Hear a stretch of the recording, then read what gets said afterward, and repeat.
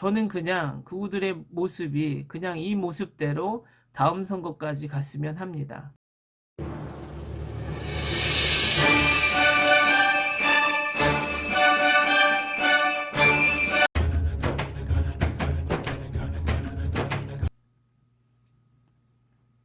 안녕하세요. 정치를 품격 있게 풀어드리는 정치클래스TV의 심상만입니다. 오늘은 극우 세력들이 선거 패배를 인정하지 못하고 여기저기 사전투표 조작설을 퍼뜨리고 있는 상황과 그 상황에 대해서 제가 분석을 해드리겠습니다.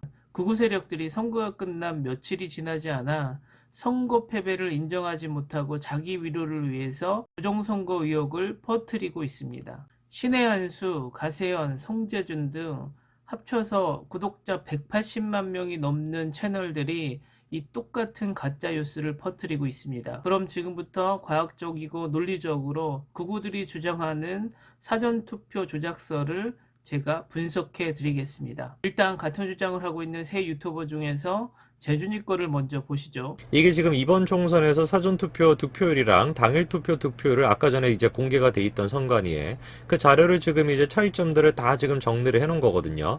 근데 이제 득표차를 한번 보십시오. 더불어민주당 이낙연, 홍익표 이렇게 쭉 나와 있는데 대부분 같은 경우는 지금 10% 그 정도에서 다 균등하게 지금 나와 있습니다.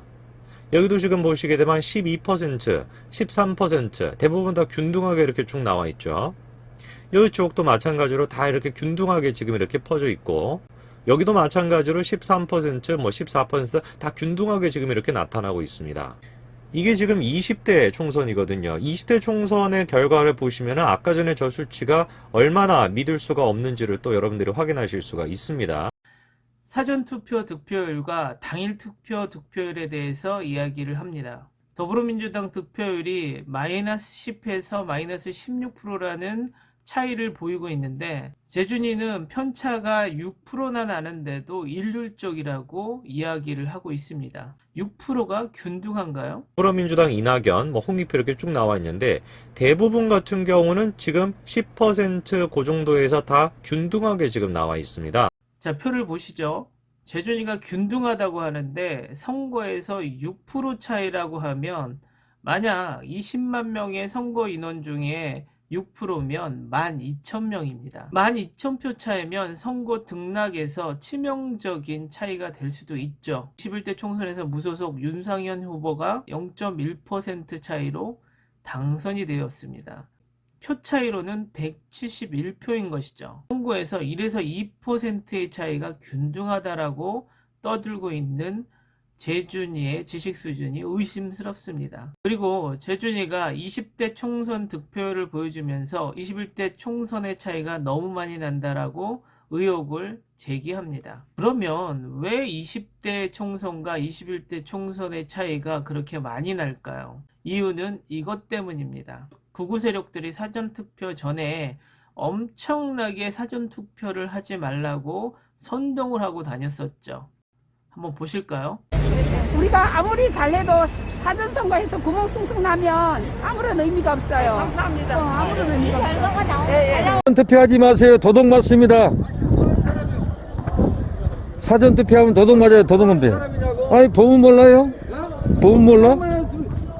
정부에서 사전 투표하는데 투표하지 말라는 뭔 소리요? 투표하지 말라는 뭔 소리요? 정부요? 아니 국가에서 사전 투표하라는 수전 투표하라는 하지 말라는 이 인간들이 불법을 행하는데 무슨 소리야? 국민이 지켜야지. 뭔지 알아서 그 사진만 보면 우리 표명을 합니다. 기자들이 그렇게 안 써요. 기자들이 안 쓰니까 우리 얼마나 선동을 하고 다녔으면 뉴스에도 나옵니다. 보시죠. 또 동그라미 이런 스티커가 자주 발견이 되고 있습니다. 한 보수 성향 단체가 이런 스티커를 붙이고 다니는 것으로 드러났는데 보수 유튜버들도 비슷한 주장을 하고 있습니다.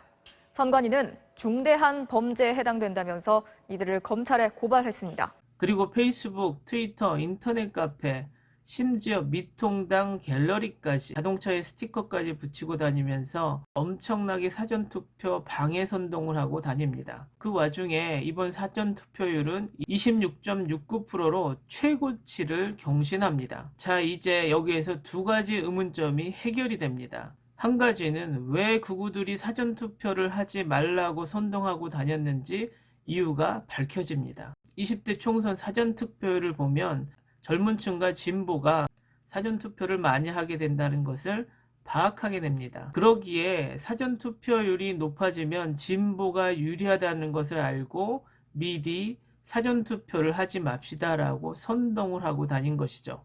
보수 언론이 사전투표에 대한 평가를 한번 보실까요? 이 투표율을 어떻게 해석하고 있습니까? 네, 이 민주당은 정부 여당에 힘을 실어주라는 의미라고 하면서도 겸손해야 한다고 강조를 했고, 통합당은 문재인 정부를 향한 분노가 반영됐다고 각각 평가를 했습니다. 두 번째, 왜 득표율이 이렇게 차이가 많이 났을까? 그것도 당연히 해석이 가능해집니다. 결국 정부 여당에 힘을 실어준 젊은 층과 진보가 사전투표를 엄청나게 많이 했고, 반면에 사전투표를 하지 말자라고 선동을 했던 보수층의 사전투표율은 낮아질 수밖에 없었죠. 제가 재미있는 사진 하나 보여드리겠습니다. 첼시의 레전드 존 테리가 코너킥 수비 상황에서 본인의 편을 수비하고 있습니다. 축구를 좋아하시는 분들에게는 엄청나게 웃긴 장면이죠. 지금 극우 세력들이 하는 짓이 딱 이겁니다. 자신들이 사전투표 방해를 해놓고서 선거가 끝난 후에 그것에 대한 엉뚱한 해석을 내놓고 있습니다. 그럼 또 하나 살펴볼까요? 공인함의 사인이 자기 것이 아니라고 주장하는 사람이 나왔습니다. 사람의 사인이란 지문과 같아서 흉내내기가 너무 힘들어 과학수사에도 필적 감정을 많이 하죠. 누구들이 이것을 가짜라고 우기면 필적 감정만 하면 됩니다.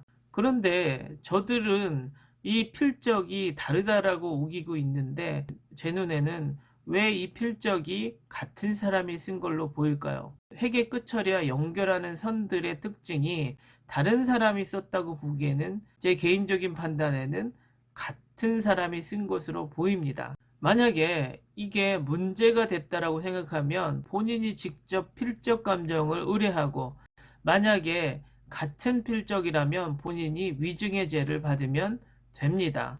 이것을 인터넷에 퍼나르면서 이슈를 만들 필요가 없이 그냥 필적 감정만 하면 됩니다. 황교안마저 선거 당일날 불법 선거를 주장합니다. 보시죠. 오늘 제가 투표장에 와서 많이 놀랐습니다. 제 투표가, 제 기표가 공개될 수 있는 상황에서 투표를 하라고 요구했습니다. 이 영상을 보면 황교안이 쥐구멍을 찾고 싶어하는 심정이 될 것입니다. 한번 보시죠. 보시는 것처럼 종이로 만들어져 있고 가림막이 없습니다. 예전에는 밖에서 안을 전혀 볼 수 없었기 때문에 투표를 한 뒤 인증샷을 찍어서 돈을 받고 표를 판다는 소문이 끊이질 않았는데요. 그런 불법 행위의 가능성을 원천 차단하는 겁니다. 2014년 박근혜 정권 시절에 6.4 지방선거 당시에 바뀐 투표 모습을 친절하게 설명하고 있습니다. 그 이유와 함께 선거를 지고 퇴장하는 사람의 모습이 썩 보기 좋진 않습니다. 그런데 여기에 정말 아름다운 퇴장을 보여주시는 분이 계십니다. 유시민 이사장님이 어제부로 마지막 인사를 하고 정치평론을 그만두셨습니다. 제가 그분에게 남긴 댓글을 대신 인사로 전해드립니다. 유시민 이사장님, 예전부터 팬으로서 유시민 이사장님이 왜 유튜버를 하시게 된 것인지 저는 개인적으로 잘 알고 있습니다. 고 노무현 대통령님이 수많은 극우 언론으로부터 공격을 받는 모습을 보시고 문재인 대통령에게 되풀이되지 않게 하려고 총대를 메고 오셨다는 것을 잘 알고 있습니다. 지난번 채널A 사건으로 본인께선 담담하시다고 하셨지만 옆에서 본 모습은 얼마나 소름 끼치고 두려우셨을까 생각이 듭니다. 잠시 쉬시다가 다시 위기가 있을 때 슈퍼맨처럼 짠하고 등장하실 것이라고 저는 믿습니다. 그동안 너무나 많이 수고하셨습니다. 유시민 이사장님이 떠난 자리 미약하고 작지만 우리들이 어떻게든 버티고 있겠습니다. 그러면 안 되겠지만 다시 위기가 생기면 다시 뵙겠습니다.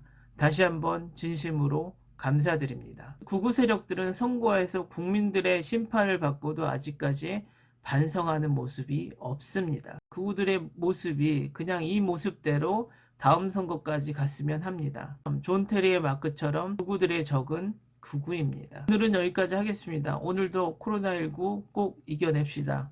항상 시청해 주셔서 고맙습니다.